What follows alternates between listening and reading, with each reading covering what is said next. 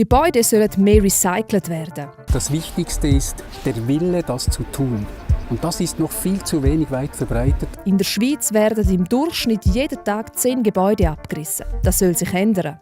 Zuerst muss die Bauherrschaft, wir, das tun wollen, weil es braucht ein bisschen Zeit und es kostet ein bisschen Geld, das zu tun. Es ist nicht ein Nullsummenspiel, es kostet ein bisschen was.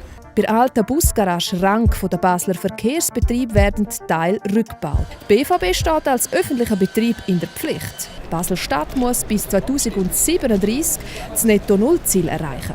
In der neuen Garage wird aber nur ein Drittel der alten Stahlträger eingesetzt. Der Rest übernimmt der Kanton für andere Grossprojekte. Es ist Pionierarbeit mit vielen offenen Fragen. Wie macht man das denn eigentlich? Wie kriegt man denn so große Projektorganisationen zusammen? Wie kriegt man das koordiniert? Uns geht es auch um Erfahrung und Wissensaufbau, um vielleicht auch skalierbare Lösungen für andere erforschen zu können. Mittlerweile gibt es in der Schweiz ein paar recycelte Gebäude.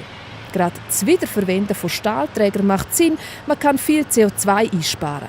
Aber zum Stahlträger effizient an einem neuen Ort einsetzen, braucht es noch viel mehr Erfahrung.